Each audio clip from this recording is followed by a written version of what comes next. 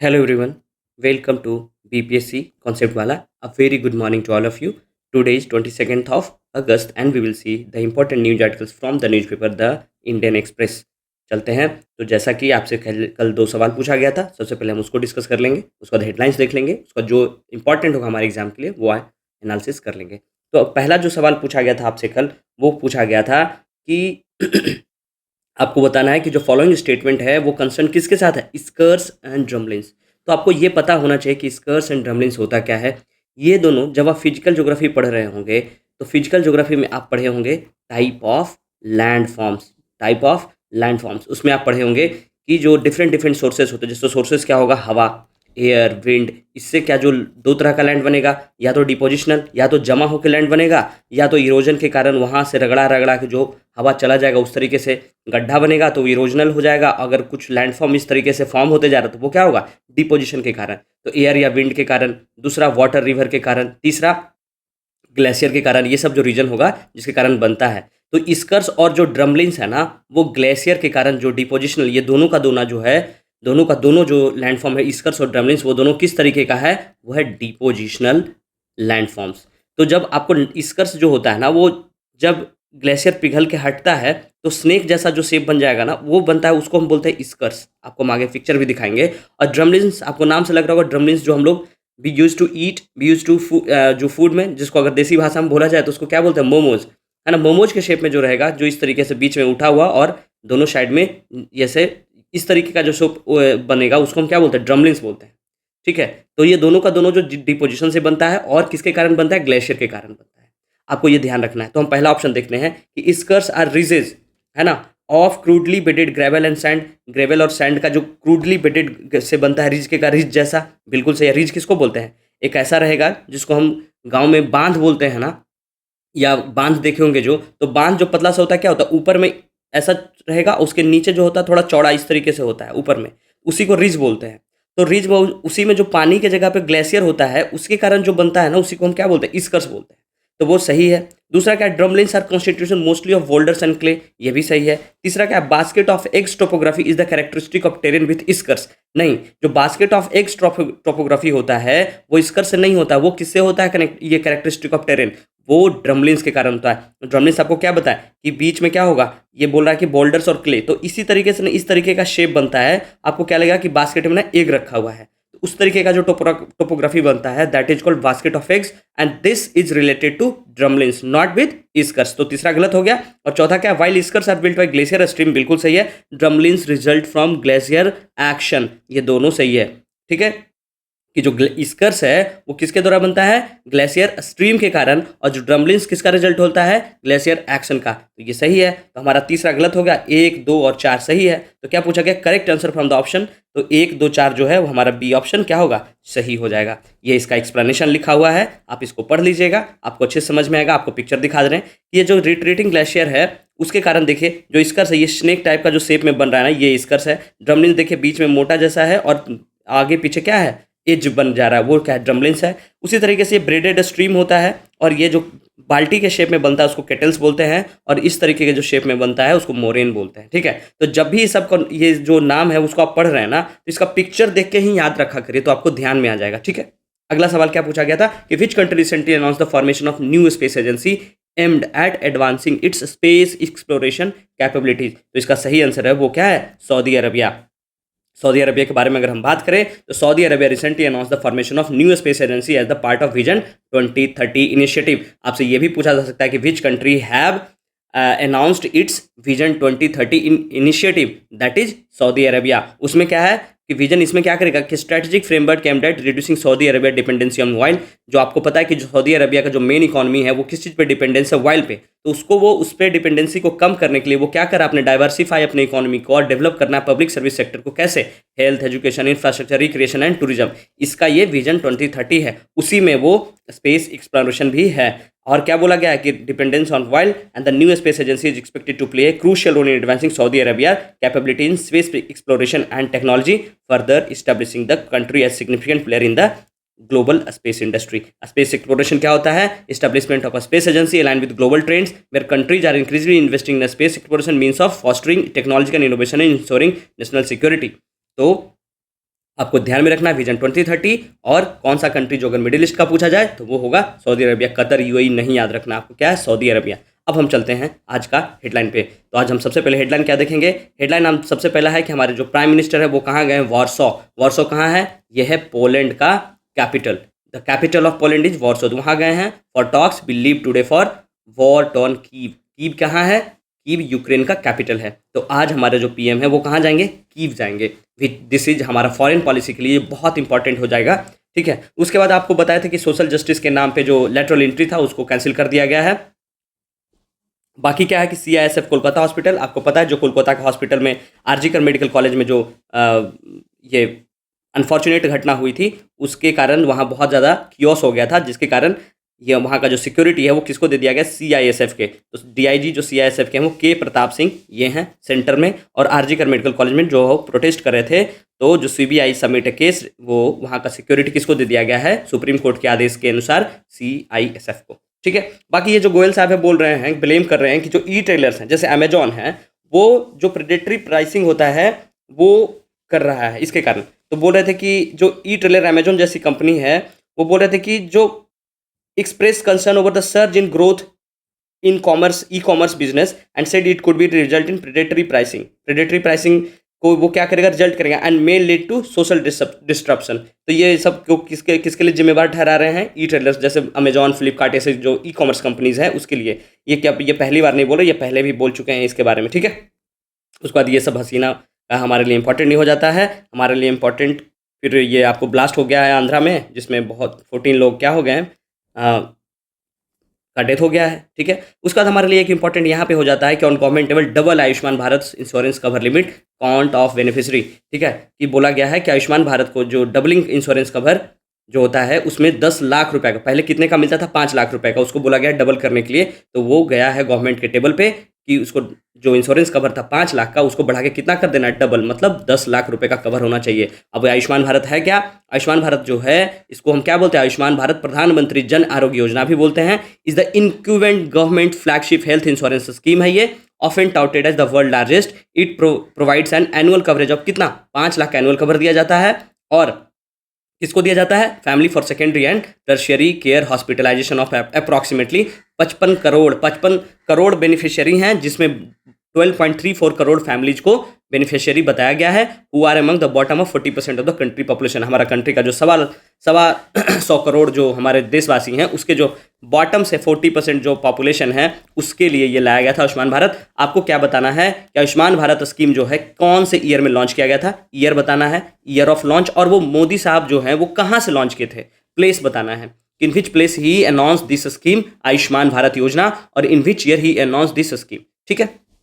बाकी हमारे प्रीलिम्स के लिए ये हेडलाइन से हमारे लिए और कोई इंपॉर्टेंट है नहीं। अब हम चलते हैं अपने नगले आर्टिकल पे। आपको पता है कि कल भारत बंद का अनाउंस किया गया था किसके द्वारा? अपोजिशन पार्टी के द्वारा। For what? किसके खिलाफ? वो खिलाफ किसके खिलाफ? वो सुप्रीम कोर्ट का जो ऑर्डर आया है, क्या ऑर्डर आया था? रिजर्वेशन फॉर शेड्यूल कास्ट में जो सब कैटेगराइजेशन का, कि शेड्यूल कास्ट में भी हम सब कैटेगराइजेशन करेंगे according to which? According to economical condition. अगर जिनका इकोनॉमिकल कंडीशन अच्छा होगा, ऑन द बेसिस ऑफ किसके बेसिस पे बोला गया था? जो ओबीसी में जो क्रीमी और नॉन क्रीमी लेयर किया गया है उसी हिसाब से। अभी कंफर्म नहीं है कि क्रीमी लेयर बनाया जाएगा या नॉन क्रीमी लेयर बनाया जाएगा या किस तरीके से सब कैटेगराइजेशन किया जाएगा। बस सुप्रीम कोर्ट ने बोला क्या कि हम सब कैटेगराइजेशन करेंगे किसके अंदर? एससी और एसटी कैटेगरी के अंदर। उसी के लिए प्रोटेस्ट किया गया था। ये जो पिक्चर है हमारे पटना का ही है जिसमें पुलिस लाठीचार्ज कर रहा है। Protest against the Bharat Bandh called by 21 organisation against the Supreme Court order on reservation for schedule caste in Patna on Wednesday. अगर हम सबसे ज़्यादा देखेंगे तो सबसे ज़्यादा स्ट्राइक जो इफेक्टिव देखा गया वो बिहार में ही देखा गया, जहाँ पे protester put up rail and road blockage and many were arrested. उसके बाद देखा गया बंद, सबसे ज़्यादा जो bandh invoked a mixed response Rajasthan. और राजस्थान में क्या हुआ कि market was close and public transported. Rajasthan में मार्केट क्लोज रहने का एक और भी रीजन है। वहाँ जो अभी कौन सा जगह है वो झीलों का शहर जिसको उदयपुर में कॉम्युनल वो जो 2 लड़का लड़ाई कर लिया था जिसमें एक मर गया हिंदू वाला, उसके कारण भी वहाँ बहुत ज़्यादा सिक्योरिटी बंद है, सब कुछ इंटरनेट बंद है, इसके कारण भी होगा। और तीसरा जो बोला गया है कि protest also affected normal life in Jharkhand and tribal area of UP MP and Gujarat. ठीक है, तो बस आपको ये जानना चाहिए कि कल भारत बंद क्यों हुआ था। बस अगला चलते हैं। अगला पे क्या है हमारा कि एक हेमा कमेटी का रिपोर्ट आया है मंडे को। कहाँ का ये रिपोर्ट है? ये केरला गवर्नमेंट, केरला के द्वारा आया है। तो वहाँ एक हेमा कमेटी बनाया गया था, जस्टिस हेमा कमेटी। वो रिपोर्ट क्यों आया, ठीक है, इतना डिले क्यों आया, हमको ये देख लेना है। बस ध्यान ये रखना कि हेमा कमेटी किस लिए बना था, ठीक है। तो जस्टिस हेमा कमेटी का जो रिपोर्ट है वो मंडे को आया केरला गवर्नमेंट के द्वारा, मंडे को। और ये कब, कितने दिन बाद आया? 4.5 ईयर के बाद आया गया है। 233 पेज का डॉक्यूमेंट बोला गया है कि प्रोवाइड किया गया है। और जो किस चीज के लिए गया था? Provides a damning indictment of the discrimination of exploitation, है ना, डिस्क्रिमिनेशन और exploitation faced by women in Malayalam film industry. So we can't say कि women in any industry like in Bollywood, in Hollywood, in Bhojpuri, हर जगह आप देखेंगे ना तो women का डिस्क्रिमिनेशन और एक्सप्लॉयटेशन होता ही है, ठीक है। तो अब ये बोला गया कि what led to formation of social, ये जस्टिस हेमा कमेटी क्यों बनाया गया था? तो बात ये है कहाँ, कब की बात है? ये फरवरी 17 की, फरवरी 2017 की, जिसमें क्या हुआ था कि एक लीडिंग एक्ट्रेस थी मलयालम फिल्म एक्ट्रेस की, जिनको क्या किया गया था? अबडक्ट कर लिया गया था और उनको सेक्सुअली असॉल्ट किया गया था कार में, है ना, with a group, by a group of men. A prominent actor would later in implicated in the case which sparked outrage across Kerala. और उसमें एक जो थे, जो रेप करने वाले में से थे, असॉल्ट करने वाले से, उसमें वहाँ के एक इमिनेंट एक्टर थे। इसके कारण वहाँ मैटर बहुत ज़्यादा उछला। उसके बाद क्या हुआ कि गवर्नमेंट ने बोला कि brought the scan discriminated treatment faced by the women in Malayalam film industry, इसी की बात हुई। उसके बाद एक कमेटी बना दिया गया, women in cinema collective, WCC, ठीक है, ये याद रखिएगा। Women in cinema collective comprising women actors, producer, director और technician were formed in response to this incidents. ये इंसिडेंट्स के बाद वहाँ एक बना दिया गया क्या? WCC, women in cinema collective, जिसमें क्या था, कौन कौन थे? वीमेन एक्टर हैं, वीमेन प्रोड्यूसर्स हैं, वीमेन डायरेक्टर हैं, वीमेन टेक्नीशियंस हैं, उनके द्वारा। उसके बाद 18 मई 2017 को क्या हुआ कि WCC सबमिट रिपोर्ट करता है और केरला चीफ मिनिस्टर डिमांड करते हैं इंक्वायरी के लिए। और उसके बाद एक बना दिया जाता है क्या? 3 मेंबर की कमेटी बना दी जाती है, जिसके हेड कौन होते हैं? जस्टिस के हेमा, और उन्हीं के नाम पे बन जाता है हेमा कमेटी, ठीक है। तो आपको ये समझ में आ गया कि जस्टिस हेमा कमेटी क्यों बनाया गया, कि केरला की एक फेमस एक्ट्रेस थी जिनको अबडक्ट करके कार में असॉल्ट किया गया था, जिसके कारण वहाँ मैटर उछला, ठीक है। उसके बाद वहाँ एक लोग मिलकर, वहाँ की जो भी फिल्म इंडस्ट्री के वीमेन का एक ग्रुप बनता है, WCC फिर वो केस वेस करती है। उसके बाद स्टेट गवर्नमेंट के द्वारा प्रेशराइज करने पे एक कमेटी बनाई जाती है, जिसका नाम रखा जाता है जस्टिस के हेमा, जिसके वो हेड होते हैं। और वो कौन है? केरला के हाई कोर्ट के रिटायर्ड जज हैं, ठीक है। और वो to look into issue of sexual harassment and pervasive gender equality in the Malayalam film industry, right.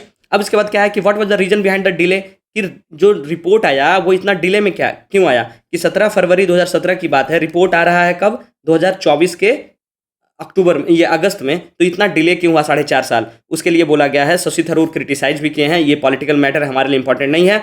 Important ये है कि वहाँ के गवर्नमेंट ने बोला है कि हम इसलिए पब्लिश नहीं कर रहे थे कि जो जो डेटा आया है, जो जो जो रिपोर्ट आया है, उसमें ड्यू टू सेंसिटिव इन्फॉर्मेशन, है ना, it contained and privacy concern with it, जिस प्राइवेसी कंसर्न के कारण और सेंसिटिव इन्फॉर्मेशन के कारण, जिसके कारण सोसाइटी में कियोस ना हो, है ना, झगड़ा झंझट ना हो जाए, जिसके कारण वो रिपोर्ट के ऊपर बैठ के 4.5 साल बैठी रह गई। ये इस तरीके का एक्सप्लेनेशन दिया जा रहा है, ठीक है।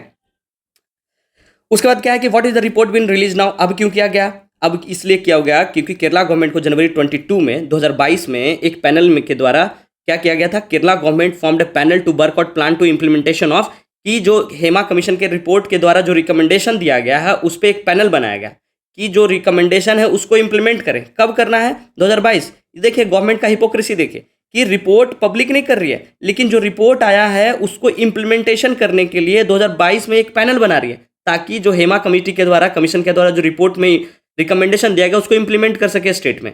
उसके बाद क्या होता है कि वहाँ के 5 जो हैं RTI लगाते हैं और अप्रोच क्या किसको करते हैं? केरला स्टेट इन्फॉर्मेशन कमीशन को, कि हमको पहले रिपोर्ट दिखाओ, है ना। 5 राइट टू इन्फॉर्मेशन एक्टिविस्ट जो यहाँ अप्रोच करते हैं KSIC को। KSIC क्या है? Kerala state information commission.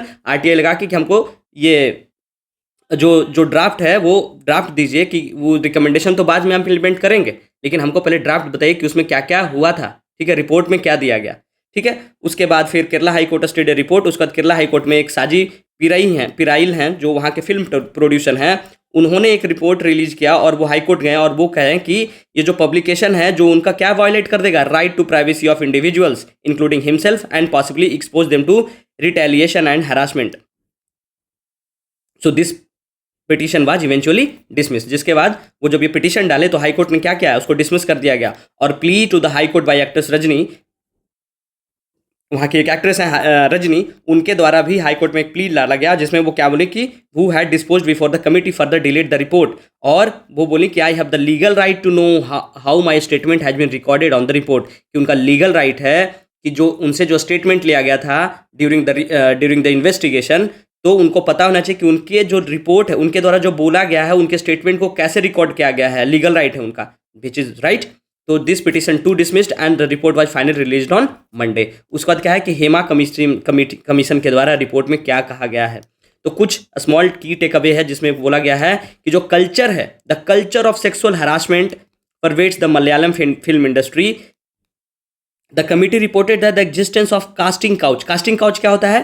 Casting couch उसको बोलते हैं जहाँ पे जो पावरफुल मेन होते हैं ना, उनका एक लॉबी होता है, वो सेक्सुअल फेवर डिमांड करते हैं वीमेन से in return for opportunity in film, है ना, कि हम आपको फिल्म में काम करने का ऑफर देंगे, आप हमको क्या करिए, सेक्सुअल फेवर दीजिए।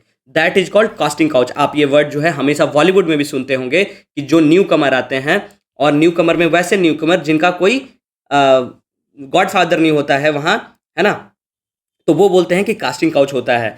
Not in for women, Bollywood में तो मेन के लिए भी बोला जाता है कि कास्टिंग काउच है ना, मेन से भी सेक्सुअल फेवर लिया करते हैं बॉलीवुड में, राइट। तो ये जो कल्चर है सेक्सुअल हरासमेंट का, not in Malayalam film industry, actually अगर हम बात करें तो हर जगह ये है सेक्सुअल हरासमेंट का, कि जो सीनियर है वो अपने जूनियर को सेक्सुअली असॉल्ट कर रहा है। अभी आप देख रहे होंगे, अब कल का एक रिपोर्ट है गूगल के द्वारा कि जो कोलकाता में आर के कॉलेज में जो वो जो रेप करके मर्डर हुआ, लोग सर्च कर रहे कि वो वीडियो चाहिए, है ना। बताइए उनका थिंकिंग कैसा हो गया है कि वो वीडियो देखना चाहते हैं। इतना सेडिस्ट कैसे हो जा रहे हैं लोग कि वो वीडियो देखना चाह रहे हैं रेप का, है ना। 160% सर्च आया है, आप न्यूज में सर्च करके देखिएगा कि 160% सर्च आया है कि people are searching for the video of that girl.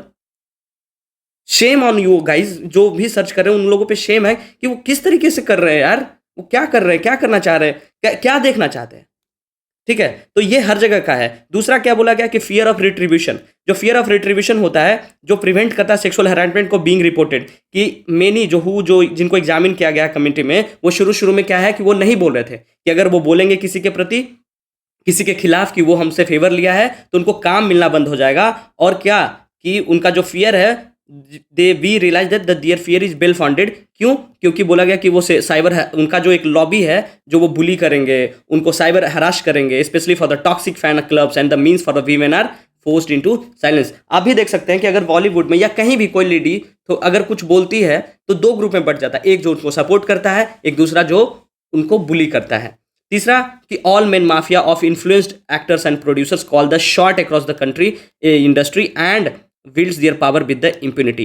No man nor women dare to utter any word which may be offend any belonging to the power group because such a person will be wiped out for the industry by the powerful lobby। कि वो डर से बोलते ही नहीं है, ना तो कोई मेन ना तो कोई विमेन, कि अगर बोलेंगे तो उनको क्या कर दिया जाएगा, wiped out from the industry से उनको निकाल दिया जाएगा, उनको कोई काम नहीं देगा, उनको कोई, जबकि अच्छे एक्टर होने के बाद भी उनको कोई काम ही नहीं देगा। उसका बाद बोला गया है कि a male dominated industry has failed to offer even basic facility to women, जैसे कि जो उनके लिए स्पेशल टॉयलेट नहीं है, उनको टॉयलेट शेयर करना पड़ रहा है, चेंजिंग रूम नहीं है सेट पे, ठीक है, कॉमन चेंजिंग रूम है, ठीक है। ये सब जो है कि जो मेल डोमिनेटेड इंडस्ट्री है वो बेसिक फैसिलिटी देने में भी कामयाब नहीं हुआ है ना, नाकाम है। So lack of gender parity भी दिखाया गया विथ रिस्पेक्ट टू रिम्यूनरेशन, है ना, कि अगर सेम मेल और फीमेल एक्टर हैं, सेम फिल्म में मेल को ज़्यादा पे किया जा रहा है और फीमेल को कम पे किया जा रहा है। Remuneration of primarily due to absence of written contract, और कोई रिटन कॉन्ट्रैक्ट भी नहीं होता है, ठीक है। तो आपको मिलने क्या ध्यान रखना है कि what is justice Hema committee, है ना। जस्टिस हेमा कमेटी क्या है कि केरला में जो वीमेन का वो हरासमेंट के खिलाफ जो कमेटी बनाया गया था, उसी के सेक्सुअल असॉल्ट के लिए बनाया गया था, ठीक है। आपको ये ध्यान रखना है बस। उसके बाद दूसरा जो हमारा है, अगला जो न्यूज़ है वो क्या है कि आप जानते होंगे पांडा डिप्लोमेसी। पांडा डिप्लोमेसी किसके द्वारा किया गया था? चाइना के द्वारा। तो उसी के तर्ज पे ना मलेशिया के द्वारा एक किया गया था औरंगुटान डिप्लोमेसी। औरंगुटान जो सबसे ज़्यादा पॉपुलेशन जो है, अगर सबसे ज़्यादा नहीं लेकिन वहाँ ढंग का पॉपुलेशन 1.3 लाख पॉपुलेशन कहाँ है? मलेशिया में। क्यों? क्योंकि वहाँ जो मलेशिया है वो पाम ऑयल का दूसरे नंबर पे सबसे बड़ा प्रोड्यूसर है। पहला कौन है? पहला है इंडोनेशिया। इंडोनेशिया जो है सबसे largest producer of palm oil. तो ओरंगुटान जो उन्हीं के जंगल में रहा करते, तो मलेशिया में भी ठीक ठाक पॉपुलेशन है। तो मलेशिया की जो प्लांटेशन एंड कमोडिटी मिनिस्टर थे जौहरी घनी, वो एक प्रपोजल लेके आए और बोले कि हम क्या करेंगे, ओरेंगुटान डिप्लोमेसी करेंगे कि जो हमसे पाम ऑयल खरीदेगा उसको हम बदले में क्या देंगे, ओरेंगुटा उस कंट्री को देंगे, जिसको बहुत ज़्यादा क्रिटिसाइज किया गया। और वो ओरेंगुटा डिप्लोमेसी किस पे बोला गया था कि हम पांडा डिप्लोमेसी पे भी लाए हैं। जैसे चाइना जो पांडा डिप्लोमेसी लाया था कि चाइना के साथ जो द इंडस्ट्री हैज बिन, ये देखिए यहाँ पे है कि जो saying the policy was inspired by the panda diplomacy, the practice of sending pandas from China to other countries as a diplomatic tool। Diplomatic tool के जैसा यूज करता था चाइना अपने पांडाज को, तो उसी के प्रैक्टिस पे जो है मलेशिया के द्वारा ओरेंगुटाव डिप्लोमेसी। ओरेंगुटाव का आप बिहेवियर पढ़ लीजिएगा, पिछले बार यूपीएससी में प्रीलिम से पूछा गया था कि ओरेंगुटाव कौन सा ऐसा एनिमल है जो क्या पहले करता है, डंडा से वो होल में डंडा डाल के निकालता है जिससे चींटी निकलता है और उसको खा जाता है, तो वो ओरेंगुटाव ही है। तो जब भी कोई एनिमल न्यूज में आए तो उसका बिहेवियर जरूर पढ़ लीजिएगा, उसका हैबिटेट कहाँ है, वो कैसे सोता है, वो कैसे बैठता है, वो क्या खाता है, कैसे खाता है, ये सब इंपॉर्टेंट हो जाता है। मे बी बीपीएससी में भी पूछ ले, क्या पता जो चीज़ यूपीएससी में पूछता है सेम कॉपी करके बीपीएससी भी प्रीलिम्स में पूछ ले रहा है। सो डू रीड अबाउट, ये सब पढ़ लिया करिए, ठीक है। तो यही है कि उसको क्रिटिसाइज किया गया, उसके बाद वो ये बोला गया है कि whose population the industry has been link to deforestation. इसके कारण क्या है कि जो पाम ऑयल के कारण डिफॉरेस्टेशन हो रहा है, which is behind the loss of habitat for orangutan and the primary reason they are risk today, जिसके कारण वो डिफॉरेस्टेशन के कारण ओरेंगुटान है, उनका जो लाइफ है, उनका जो हैबिटेट है वो छिन जा रहा है। तो there these apes which whose population currently stands at 1.2 lakh, जो अभी 1.2 लाख कहाँ पाया जा रहा है, found in rain forest of islands of Borneo and Sumatra, shared by Malaysia, Indonesia and Brunei. ये तीनों को मिला के जो बोर्नियो और सुमात्रा का जो आइलैंड है वहाँ पे 1.2 लाख पॉपुलेशन का ओरेंगुटान है, जिसके कारण वहाँ क्या करें, फॉरेस्टेशन के कारण इनका हैबिटेट लॉस हो जा रहा है। तो उसी के कारण प्रपोज किया गया था ओरेंगुटान डिप्लोमेसी। और Ghani wanted to alleviate concern regarding the impact of palm oil production on orangutan while making his public policy. तो इसके कारण क्रिटिसाइज किया गया। क्रिटिसाइज किसके द्वारा किया गया था, एनुअल वेलफेयर ग्रुप के कारण बोला गया कि जो मलेशिया का इनिशियल स्ट्रेटजी था, saying it hypocritical to destroy forest for palm oil production, palm oil production के लिए वो हिपोक्रेसी कर रहे हैं ताकि वो डिस्ट्रॉय कर सके फॉरेस्ट को। Where orangutan live and give them a gift of exchange for giving getting favour for trading country, और उनको ये प्लीज करने के लिए कंट्री को गेटिंग फेवर लेने के लिए वो ट्रेडिंग कर रहे हैं किसका, ओरेंगुटान का।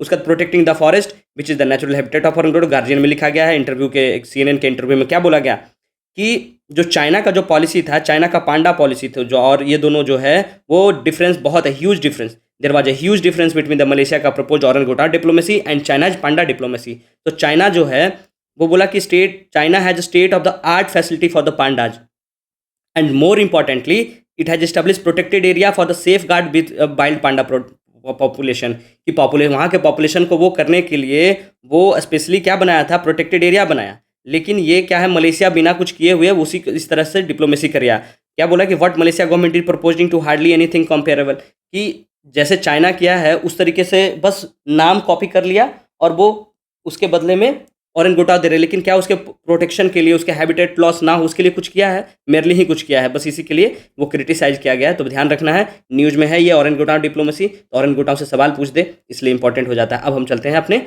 अगले आर्टिकल पे, देखते हैं हमारा अगला आर्टिकल क्या है। अगला आर्टिकल हमारा क्या है कि मुडा स्कैम।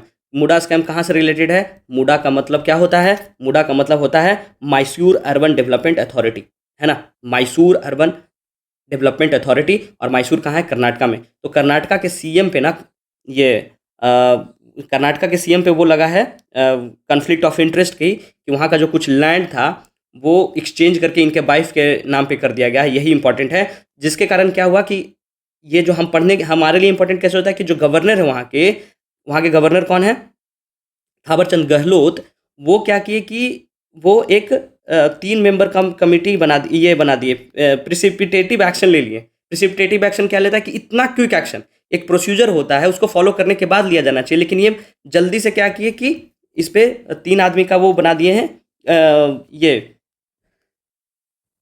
प्रिसिपिटेटिव एक्शन में कि 3 प्राइवेट इंडिविजुअल टू इन्वेस्टिगेशन के लिए 3 प्राइवेट इंडिविजुअल को वो अलॉट कर दिया। उसी के बारे में बोलेगा क्या उनका पावर है, तो ये दिया गया है कि governor bound by the aid and advice of council of minister.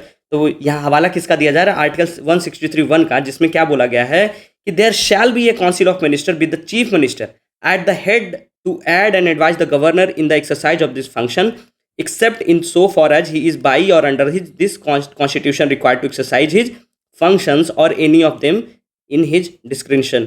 कि जो एक क्या होगा, काउंसिल ऑफ मिनिस्टर होगा, किसके साथ, सीएम के साथ, to hear the aid and advice of the governor. वो उसको एडवाइस कौन करेगा, गवर्नर, है ना, कि aid and advise the governor in the exercise of his function. अपने फंक्शन को करने के लिए, एक्सरसाइज करने के लिए एड और एडवाइस किससे लेगा, सीएम से और काउंसिल ऑफ मिनिस्टर से। उसी के अंदर कॉन्स्टिट्यूशन रिक्वायर किसको करता है, एक्सरसाइज हिज फंक्शन और any of them in his description. तो सुप्रीम कोर्ट का जो है, supreme court has held on numerous occasion, और उसमें क्या बोला है कि governor is bond by, governor क्या है, इंडिपेंडेंट नहीं है, वो कौन किससे बॉन्ड है, bond by the aid and advice of the council of minister. यहाँ पे क्या हुआ कि ये जो गवर्नर थावरचंद गहलोत थे, वो क्या किए कि खुद से तीन मेंबर को, प्राइवेट मेंबर को वो क्या कर दिए, इन्वेस्टिगेशन के लिए भेज दिए। उसी पे वो केस चल रहा है, आगे देखना होगा।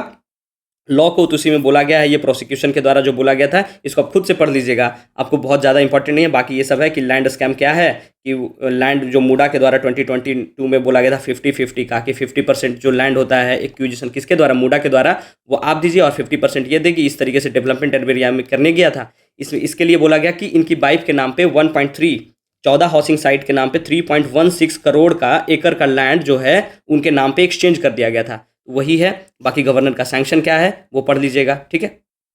अब हम चलते हैं अपने अगले। बस आपको ध्यान में रखना है कि मूडा स्कैम है क्या, कि लैंड रिलेटेड स्कैम है, कहाँ, कर्नाटका में। वहाँ के सीएम और उनकी वाइफ पे एलिगेशन लगाया गया है, और क्यों न्यूज में है, क्योंकि जो वहाँ के गवर्नर हैं वो प्रेसिपिटेटिव एक्शन ले लिए हैं और 3 इंडिविजुअल को इन्वेस्टिगेशन के लिए दे दिए हैं, which is not correct according to the constitution, ठीक है।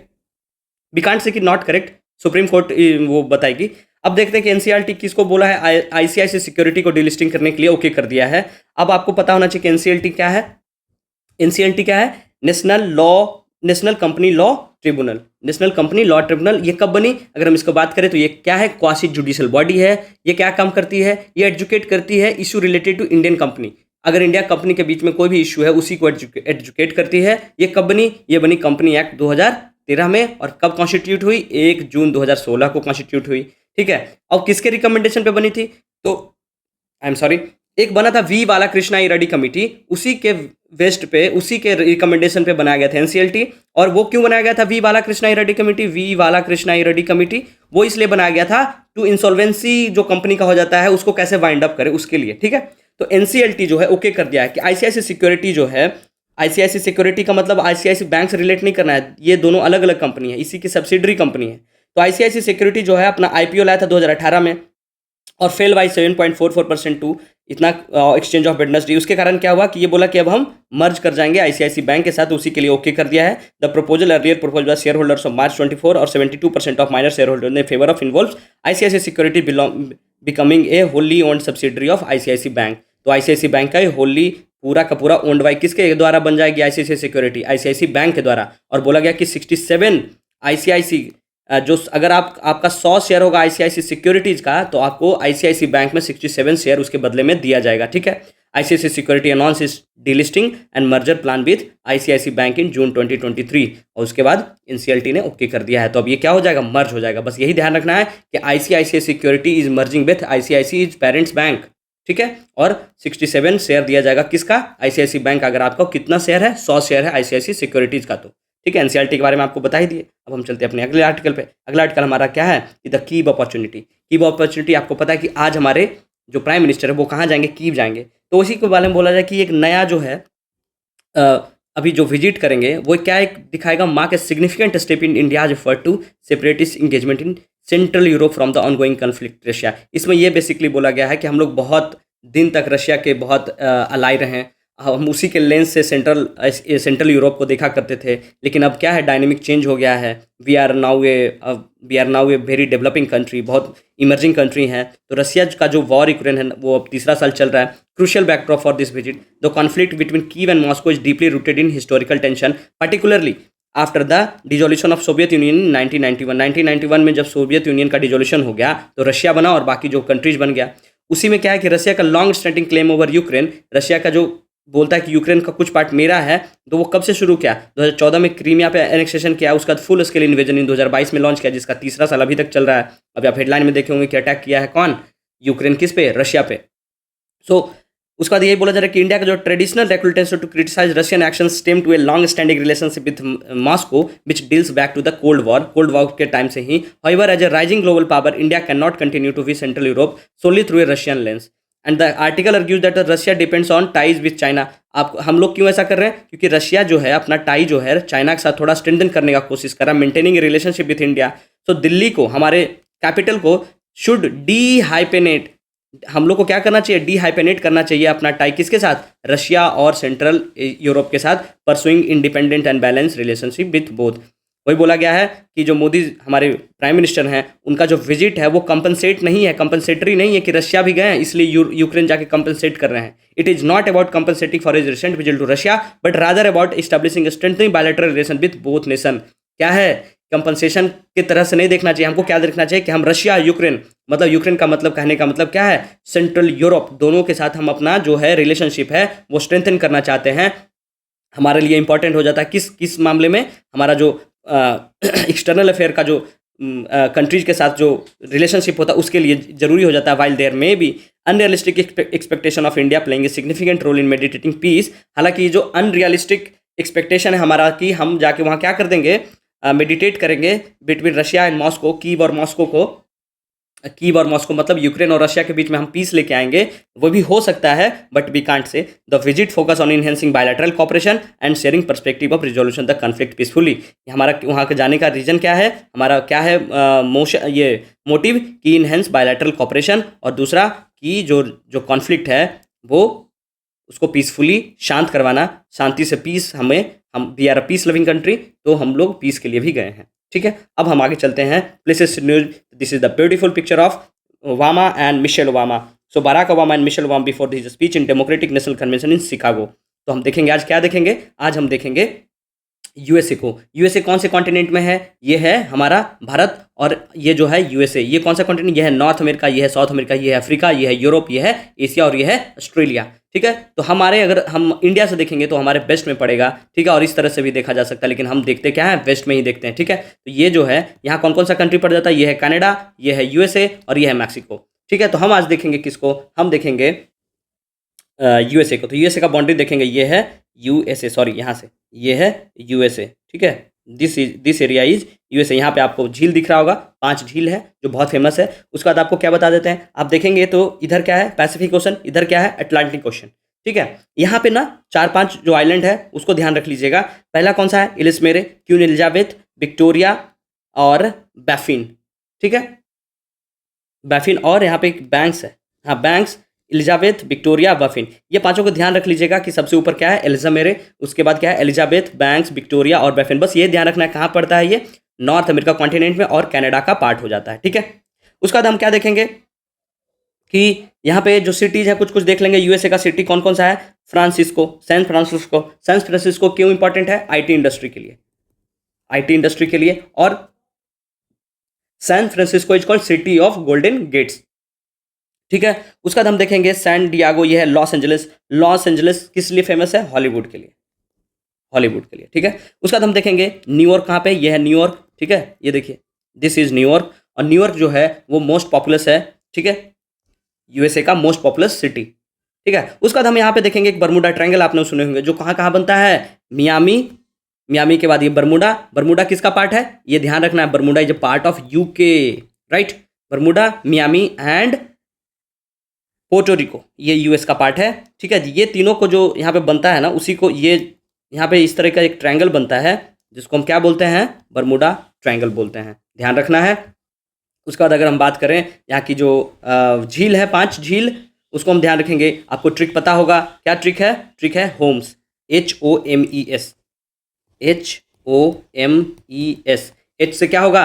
ह्यूरॉन, ओ से ओंटारियो, एम से मिचिगन, ई से eerie and S for superior. Lake superior is the largest fresh water lake in the world and largest in the continent also. जब पूरे world में बड़ा है तो यहाँ भी बड़ा होगा। अगर हम बात करें क्या इसके कि ईस्ट, वेस्ट से ईस्ट के तरफ, तो यहाँ पे क्या है? यहाँ पे हो जाएगा सुपीरियर, ये जो है ये सुपीरियर है। सुपीरियर के बाद पिन बदल ले रहे हैं, ये सुपीरियर हो जाएगा, सुपीरियर है ये वाला। ये जो है वो क्या है? मिचिगन। ये ह्यूरॉन, ह्यूरॉन के बाद है E for Erie and O for Ontario. तो आप देखेंगे कि ओनली वन लेक जो है पांच में जो पूरे के पूरे यूएसए में है, बाकी दोनों बॉर्डर शेयर करता है। तो कौन सा ऐसा लेक है पांचों में, हम पांचों का नाम बता दिए, Huron, Ontario, Michigan, eri and superior. तो ये पांचों में कौन सा ऐसा लेक है जो सिर्फ और सिर्फ यूएसए में है, आपको ये बताना है कमेंट करके, ठीक है। उसके बाद आपको पता है यहाँ पे क्या है, ये रॉकी माउंटेन है जो कहाँ तक जाती है, कनाडा तक जाती है और इधर मैक्सिको में भी जाती है। उसके बाद यहाँ पे आपको दिख रहा होगा अल्पेशियन माउंटेन, जो क्या है, एक रेसिडुअल माउंटेन है, रेसिडुअल माउंटेन है। और यहाँ पे आप अगर हम बात करें रॉकी माउंटेन का हाईएस्ट पीक का, तो क्या है, माउंट इलवर्ट। ध्यान रखना ये सब चीज, माउंट इलवर्ट। और ये क्या है, अप्लेशियन कहाँ है, यूएसए में। ये प्लेशियर को किससे कंपेयर किया जाता है, हमारा अरावली से, ठीक है, ध्यान रखना है। अब हम चलते हैं अगला क्वेश्चन ऑफ द डे पे। तो ये क्वेश्चन है आपका कि judicial process in India is based on, ये पांच ऑप्शन है, आप देख के बता दीजिएगा कमेंट करके, अगले अगले दिन हम इसको डिस्कस कर लेंगे। और जो दूसरा सवाल है वो दूसरा सवाल है, in which year was Orissa separated from Bihar, Bihar से सेपरेट कब हुआ था। बहुत ही फेमस सवाल है, हर बार बहुत बार पूछते रहता है, बिहार स्पेशल से रिलेटेड है और यू कैन से कि मॉडर्न हिस्ट्री से भी रिलेटेड है। आप ये दोनों सवाल बताइएगा, ठीक है। थैंक यू सो मच, थोड़ा टाइम ज़्यादा हो गया है लेकिन इंपॉर्टेंट डिस्कस करना था, तो थैंक यू सो मच।